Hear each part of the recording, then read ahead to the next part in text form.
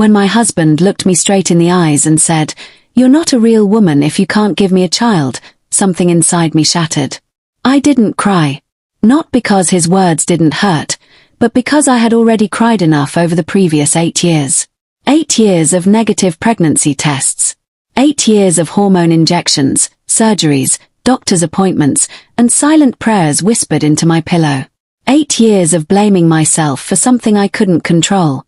My name is Claire, and for most of my marriage, I believed love meant enduring pain together. I was wrong. When Ethan and I married, we dreamed of a noisy house filled with children. We picked baby names before we even bought furniture. Every Sunday, we'd walk through the park and smile at laughing toddlers. "I can't wait until that's us," he'd say, squeezing my hand. Neither could I. The first year passed without a pregnancy. Our doctor assured us not to worry. The second year came and went. Then came endless medical tests. The day the specialist called us into his office changed everything. "The test results are complicated," he said gently. "Conceiving naturally will be extremely difficult." I felt the room spinning. Ethan stayed silent the entire drive home. From that day on, something changed in him. At first, it was subtle. He stopped holding my hand. He worked later. He avoided conversations about babies. I understood. He was grieving too. Or at least I thought he was. Instead of giving up, I fought harder. I endured painful fertility treatments. I changed my diet.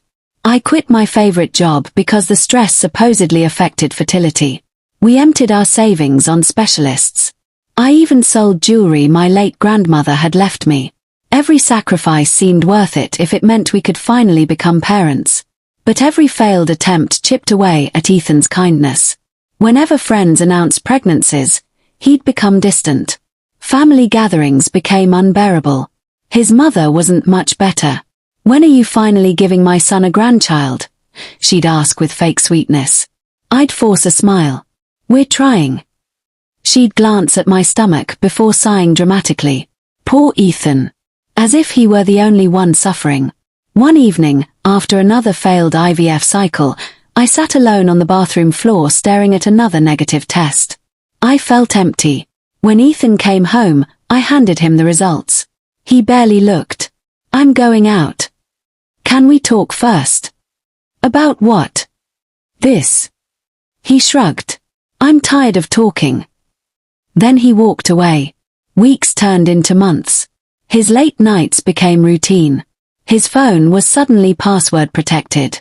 He laughed at messages but never showed me the screen. When I asked questions, he'd accuse me of being paranoid. "You've become obsessed." Maybe I had. Not with spying. With saving my marriage. One Saturday, we attended his cousin's baby shower. Everyone passed the newborn around. When the baby reached me, I smiled through tears. Then Ethan spoke loudly enough for the entire room to hear. "Don't let Claire hold him too long." The room went silent. Someone nervously laughed. "Why?" He took a sip of his drink. "She's getting practice she'll never actually use." My face burned. I handed the baby back immediately. Nobody defended me. On the drive home, I stared out the window. "You embarrassed me." He laughed. "I embarrassed you?" "Yes. You know what's embarrassing?" His voice grew cold. "A wife who can't do the one thing women are made to do." I felt every word like a knife. When we reached home, I finally whispered. "I didn't choose this." Neither did he. But only one of us was using it as a weapon. Months later, I suggested adoption. There are so many children who need families. He didn't even consider it. "I want my own blood." "What if that never happens?" He slammed his coffee mug onto the counter. "Then maybe I married the wrong woman."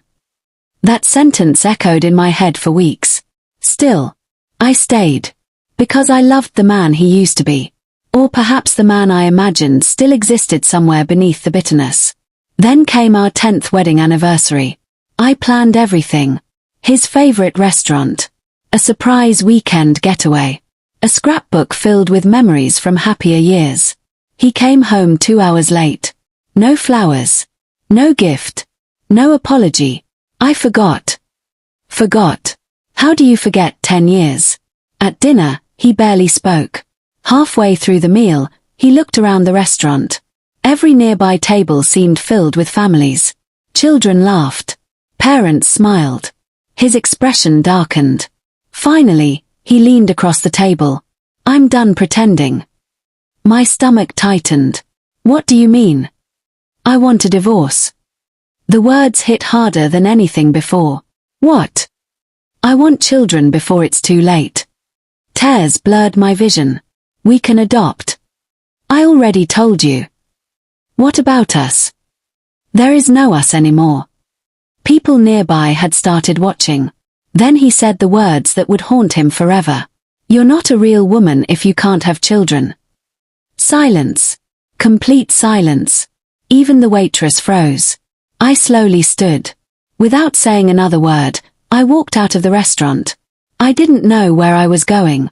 I only knew I couldn't breathe. By the time I reached home, Ethan was already there. His suitcase sat by the front door. I'll have my lawyer contact you. Then he left. Just like that. 10 years together. Reduced to a suitcase and a signature. I spent the next week crying until I had nothing left. Then the phone rang. It was my fertility specialist. Claire, there's something important about your medical records. I frowned. What is it? We've completed a review of all your previous test results. And? There was a long pause. I'm afraid we've discovered a serious mistake. My heart stopped. A mistake? Claire, according to the corrected records. You were never the infertile one. Everything around me went silent. The truth I had spent a decade believing had been a lie. I couldn't speak. There must be some mistake, I whispered. The fertility specialist sighed heavily. Claire, that's exactly why I'm calling. Years ago, your file was accidentally switched with another patient's during a records transfer. We've conducted a full internal review after discovering the error. My hands trembled so violently I nearly dropped the phone.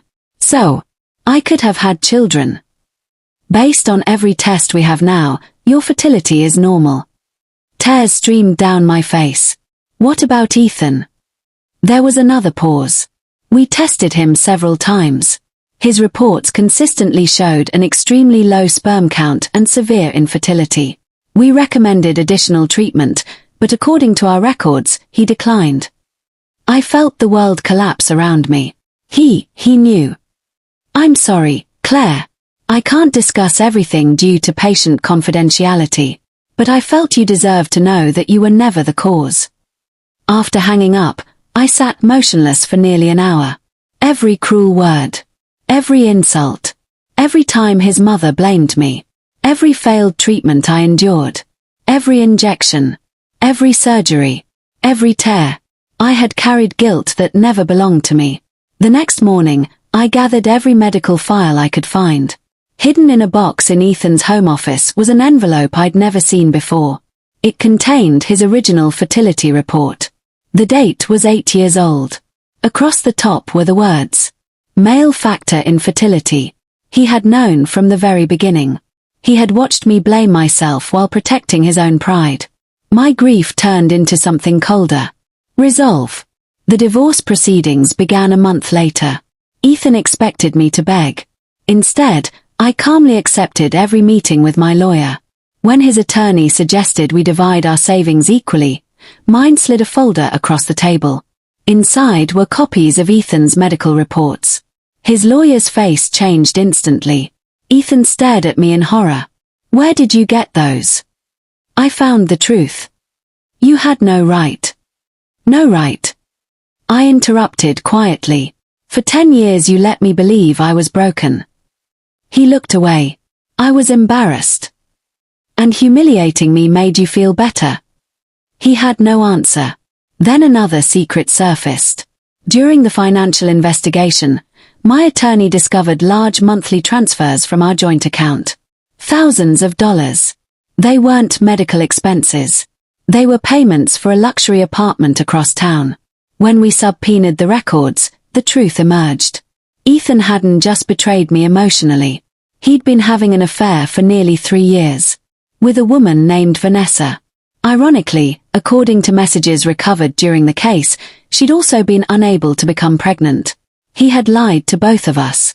Vanessa believed I refused to give Ethan children because I cared only about my career. She had no idea I'd sacrificed everything trying to become a mother. When she learned the truth, she left him immediately. His carefully built lies collapsed in a single week. His mother called me soon afterward. For years she'd blamed me. Now her voice shook. "Claire, I didn't know." "No," I replied calmly. "You never asked." "I'm so sorry." Those words came 10 years too late. The divorce was finalized 6 months later. Because Ethan had hidden assets, misused marital funds, and committed financial misconduct, the court awarded me a significantly larger share of our property.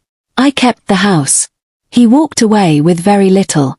For the first time in years, the silence inside that house felt peaceful instead of lonely. I painted the walls. Bought fresh flowers every Friday. Started volunteering at a local children's literacy center. The children there didn't care whether I had given birth. They cared that I listened to their stories. That I remembered their favorite books. That I cheered when they learned new words. For the first time in years, I felt like enough. One afternoon, while organizing donated books, I met Daniel. He had recently lost his wife to cancer and was raising his 6-year-old niece after his sister passed away. His niece, Lily, immediately tugged my sleeve. "Will you read this one with me?" Daniel smiled apologetically. "She adopts people very quickly." I laughed. "So do I." Friendship came first. Then trust. Then love. Not once did Daniel ask whether I could have children. Instead he asked, "What makes you happy?" No one had asked me that in years. Months later, over dinner, I finally told him everything. Every injection. Every insult. Every cruel word Ethan had thrown at me. When I finished, Daniel reached across the table and gently held my hand. "Claire." I looked down. "You were always a real woman." I burst into tears. Not because I was hurting. Because someone had finally seen me. A year later, Daniel proposed beneath the same oak tree where Lily and I used to read together. I said yes. Soon after our wedding, we met with a fertility specialist. Not because Daniel expected anything, but because we wanted to know our options. The doctor smiled after reviewing my updated tests. "Everything looks healthy." Several months later, I stared at another pregnancy test. Only this time, 2 pink lines appeared. I couldn't stop crying. Daniel wrapped his arms around me. "We're going to be okay." 9 months later, our daughter arrived healthy and perfect. As I held her for the first time, I thought about the woman I used to be, the one who believed her worth depended on becoming a mother. I wished I could go back and hug her. Years later, I ran into Ethan by chance at a grocery store. He looked older than his age. Tired. Alone. He froze when he saw Daniel pushing our daughter's stroller. Our little girl giggled as Lily, now a teenager, made funny faces at her. Ethan's eyes filled with regret. I heard, "Congratulations." "Thank you," I replied politely. He swallowed hard. I was wrong. I simply nodded. "I know. I'll regret what I said for the rest of my life." For the first time, I believed him. But regret couldn't erase 10 years of cruelty. Nor could it rewrite the life I'd built without him. As Daniel reached for my hand, I smiled at my family. Then we walked away together. Without anger. Without revenge. Without looking back. Because the greatest victory wasn't proving Ethan wrong. It was finally realizing that my worth had never depended on someone else's ability to see it.